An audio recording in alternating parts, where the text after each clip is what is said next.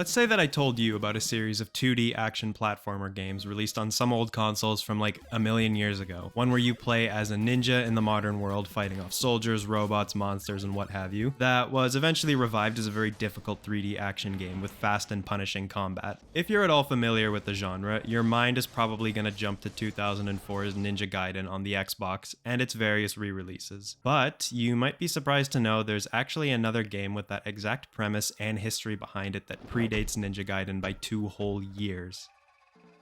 Shinobi, released in 2002 and developed by Sega Overworks for the PlayStation 2, is the 3D debut of Sega's classic ninja franchise of the same name, but reimagined as an action game first and foremost. The similarities to Ninja Gaiden are purely superficial though.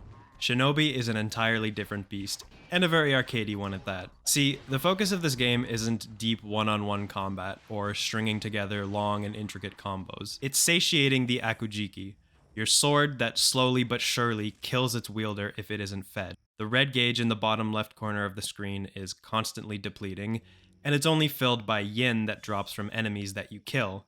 Allow this gauge to fully deplete and you'll start losing health. This is the core idea behind Shinobi's gameplay. Your sword needs you to constantly be killing enemies to stop it from killing you, meaning that you're always on a time limit and are encouraged to play very aggressively. The sword also doesn't just start draining when you unsheath it or get into a fight. The timer starts ticking the second you begin a level, meaning that any time spent exploring and finding items comes at a cost as well. The best and most badass way to rack up kills is by performing a tate. Kill enemies in a quick enough succession and your sword will start glowing, which lets you deal crazy amounts of damage. So if you can kill 1 or 2 enemies, getting the next few is made significantly easier. If there are 4 or more enemies and you land the killing blow on the last one, the yin gauge is completely replenished, and on top of that, this happens.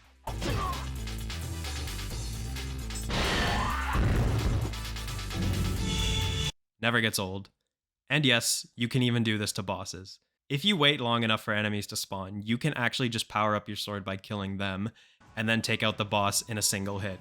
But even if you don't get every single enemy, a sufficiently powered up sword can still decimate bosses super quickly. I think the speed and urgency of this game's main combat mechanics are a reasonable enough explanation for why this game doesn't have elaborate combo strings or anything like that. Those would just take too much time to execute. Time you don't have. So, you need to make the most out of a limited but robust arsenal of abilities. Super quick dashes that leave a decoy after image, throwable kunais that stun, the guard-breaking kick, jump canceling your attacks to hound airborne enemies, and attacking from behind to get more damage. The focus is using these abilities to quickly kill off enemies for fast kill chains to keep your weapon gauge filled, and for high rankings.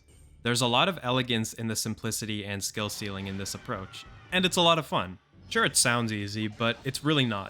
It takes a lot of time and practice, and going for those S ranks is no joke. But being able to get a tate off consistently and getting in the last hit just before the power-up timer runs out is super satisfying, especially when you do it to a boss, essentially demoting the strongest foes in the game down to the level of a common enemy that can be taken out with just 1 hit. Late game bosses basically force the player to learn the tate system, as a powered up sword is the only way to deal appreciable damage to them. Getting a tate off can occasionally be difficult due to factors somewhat out of the player's control, especially on bosses, because sometimes it just doesn't work, even if you've killed the highest possible number of enemies in the area. Or the boss might just perform an action that grants them invulnerability, suddenly move out of the way, or throw a big projectile at you. It's gonna leave a bad taste in your mouth when you make all the correct calls to fully power up your sword, and then something like this happens.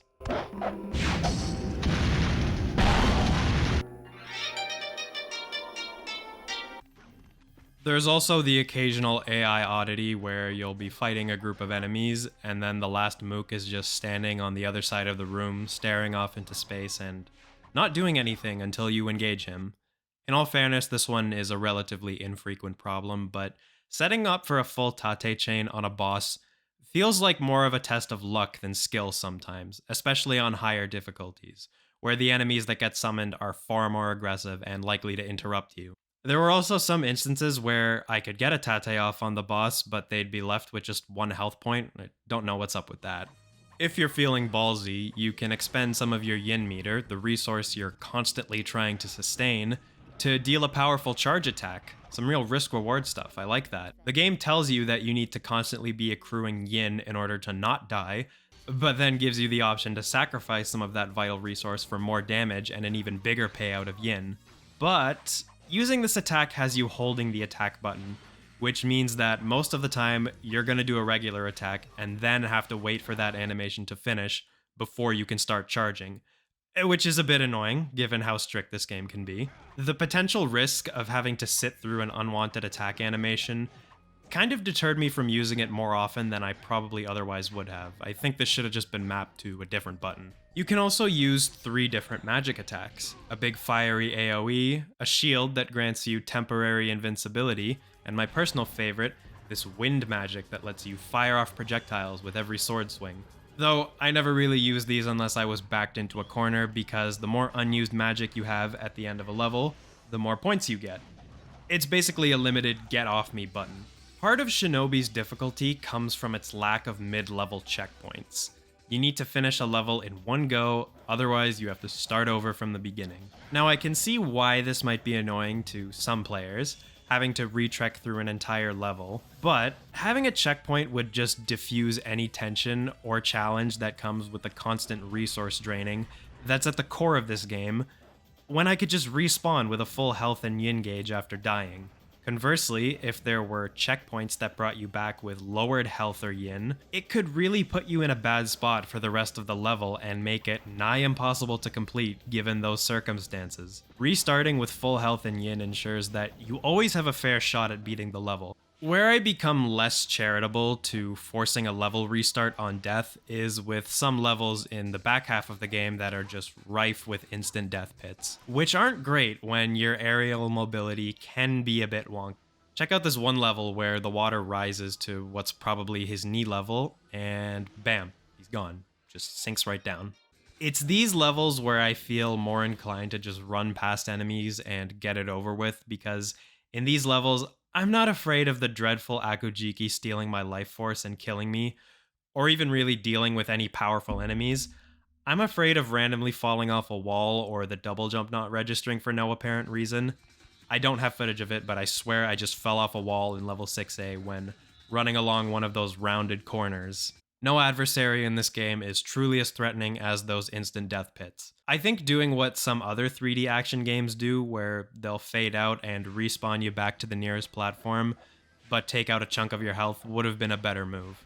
The game does have lock-on functionality, but its implementation leaves a lot to be desired.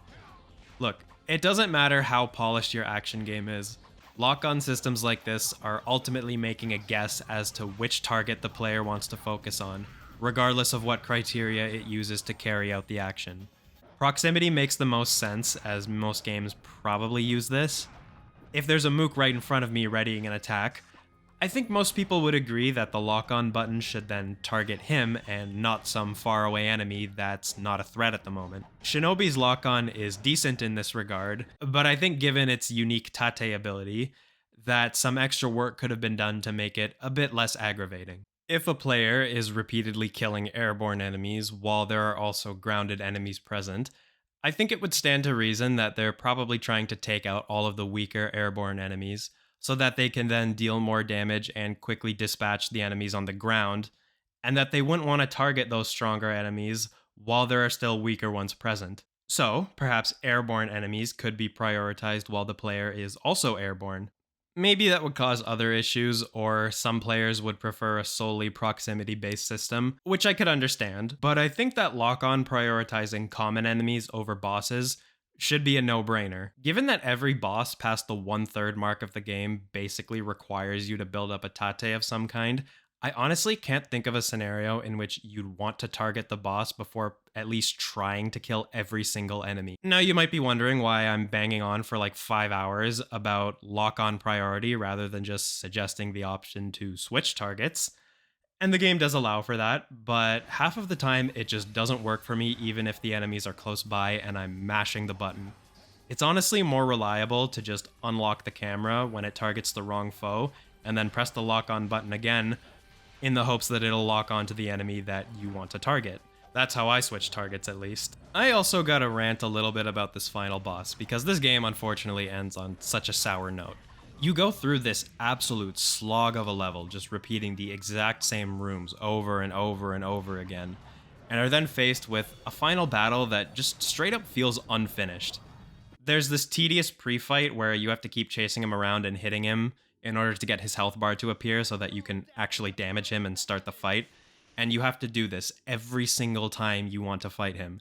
It just adds more to the time that you already have to spend waiting for his minions to spawn. And then these enemies, man, these enemies. A lot of the time, your sword will just go right through them, and they're very annoying to deal with. Even if you manage to get all of them and go for the one-hit kill, there's a not small chance the boss will just happen to be in a state of invulnerability, which he has a lot of. Great. Still got the one-hit kill on him, though. Just to flex.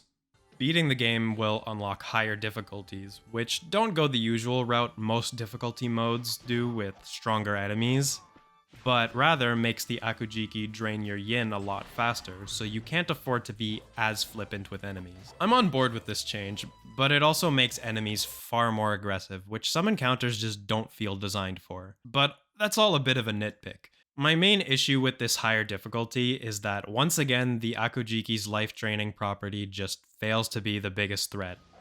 On normal, it was the pits. On hard and super mode, it's the pits and the enemy attacks. I think modifying the difficulty solely based on how the Akujiki functions in gameplay would have helped set this game's higher difficulties apart from its contemporaries more, and also would have given the main gameplay hook more narrative significance by making the player genuinely feel threatened by their own weapon. The game's visuals are fine, but they aren't going to blow you away. When I first started the game up, I made the observation that it looked like a Dreamcast game that was delayed and brought over to the PS2, and it turns out I was right. It does make up for that with some cool art design and good splashes of color, though. Your character's scarf is just stylish as hell and has a really visually striking contrast with a lot of environments. I especially love the opening rooftops level for this reason. Dashing around on top of buildings with the long scarf flowing just looks super cool. I'm honestly really impressed with how this was animated. I think the environments look nice enough, but the problem with them is how little variety there is to each level. Start the level and what you see in the beginning is more or less what you're gonna see for the rest of it. You will see many rooms get copy and pasted in a single level. Shinobi has to be setting some kind of record here for room reusage. This is a minor gripe early on, but really makes things fall apart later on in the game when the levels get longer and you can really just see this limited pool of assets each area has just being stretched to the absolute maximum. But what's sending us on this quote-unquote epic ninja quest though? Well, the Oboro Ninja Clan are under the mind control of an evil sorcerer who also summons monsters. The protagonist, Hotsuma, leader of said ninja clan, sets out for revenge against the sorcerer and along the way fights his former comrades and also this very mysterious figure who's definitely not his oldest friend that's presumed dead. There's also this ninja lady with a very long neck. Look, I'm aware how silly it might sound bringing up narrative, characters, writing, and whatnot into a conversation about this very gamey, arcade-style action game, but it is legitimately trying to sell some epic and tragic storyline that just misses the mark. I doubt anyone went into this game expecting it to have some gripping narrative or whatnot, but I also think players were left wanting for anything really iconic or memorable. Hotsuma is motivated by vengeance, but there's nothing about him that sells this. Just these fairly lifeless affirmations in the cutscenes. I don't buy this rage or hunger for vengeance that he makes sure to flatly remind us of every few cutscenes. Going after the villain just feels like an element of a to-do list for him. With this super edgy design, a far cry from the previous protagonist's attire, you'd think our lead's personality or demeanor might reflect that in some way. You know, have a bit of edge or grittiness to him, but he's a pretty bog-standard game protagonist. He barely even reacts to the game's few emotional conflicts.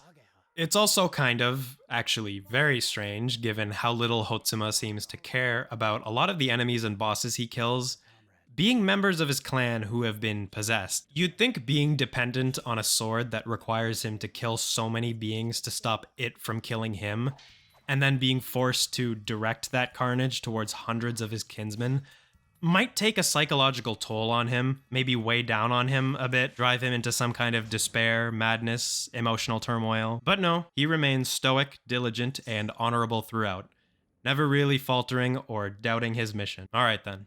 None of the game's other characters can really pick up the torch here either. It's the same deal with them. The villain is quite goofy, and while I like that he's a very direct foil to the serious, no-nonsense protagonist, he doesn't leave much of a mark or have an engaging rivalry with the player. There's nothing really getting you pumped up to go challenge him. There are no cool moments or cutscenes to get invested in or excited for. It's just a lot of fairly sterile interactions, and even the action that we see in the cutscenes doesn't excite much in comparison to what happens in the gameplay. With a few exceptions, of course. Any super emotional or intense moments don't hit that hard because they impact characters who have barely been fleshed out. Years later, is it at all surprising that no one is really clamoring to see the tale of Hotsuma return in some way? If you're going to have all these cutscenes telling a story that's basically just there as a formality, then why even bother with it at all? When you take all of that into consideration, I think it becomes a little clearer why there's not much discourse around Shinobi these days. This released right at the start of the PS2, which was front-loaded with all of these much bigger and more ambitious mega games that couldn't exist on previous generation hardware. It's no wonder a 4 to 5 hour game with very arcadey sensibilities and little in the way of memorable characters or moments that was essentially a holdover from the previous generation didn't make much of an impact. You know, especially if you had paid full price for this back in the day. I could empathize with any naysayers on that at the very least. That's not to say that this game doesn't have much else to offer after an initial playthrough though. If I want to replay Shinobi again in the future, I'm probably going to be more inclined to pick one of the other unlockable characters that you can get by collecting coins rather than Hotsuma. These characters don't have new moves or anything, but have different properties that make for a different enough experience. Get 30 coins and you can play as Moritsune, Hotsuma's oldest friend, who deals far more damage than him, which does make the game easier in one way, but his yin gauge depletes much faster, making it more difficult in another way, which is honestly a more meaningful way of enforcing difficulty to me, because the main threat on this mode is definitely the Akujiki. It really puts the pressure on you to constantly be killing enemies, more than playing as Hotsuma does. This alternate character you get by finding collectibles, who doesn't feature any sort of story cutscenes, is honestly the definitive way to play the game for me. My hard mode playthrough as him was such an adrenaline rush. So don't neglect those coins on your first playthrough like I did. You definitely want to get them so you can play as these other characters. You can also unlock Joe Musashi, the original protagonist of the series from the older games, which is a cool addition to be sure, but he doesn't have the life-draining mechanics that the other two characters have, but instead has infinite shurikens that also deal more damage, which doesn't really interest me that much. If we compare Shinobi to its action game contemporaries at the time, namely Devil May Cry and Onimusha Warlords, those games had things like more engaging stories, memorable characters and moments, epic boss fights, graphics that weren't just a holdover from the previous hardware generation. And both games had their own considered, interconnected environment with more personality that the player becomes very familiar with, rather than just a hodgepodge of levels that have little to no association or sense of progression. Both of these other games also had their roots in survival horror, which granted them more of an edge and unique atmosphere to their competitors. I hope the point I'm getting across is that these other action games had much more of a distinct identity than Shinobi did, which is very likely why you can play them on current generation consoles and why they're still talked about and fondly remembered today. Even though I actually prefer Shinobi to games like the first entries in Onimusha or the God of War franchises, it's not hard for me to see why those games caught on and this one didn't. Oh well, at least Shinobi had a real banger of a soundtrack.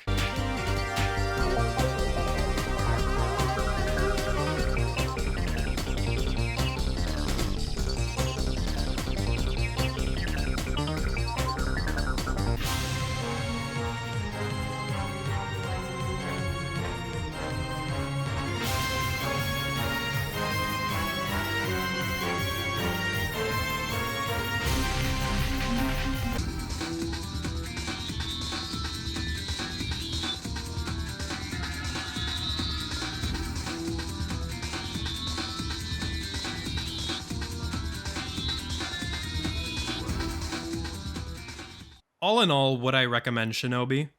Yeah, it's a fun game with a pretty simple but skillful and addictive combat loop.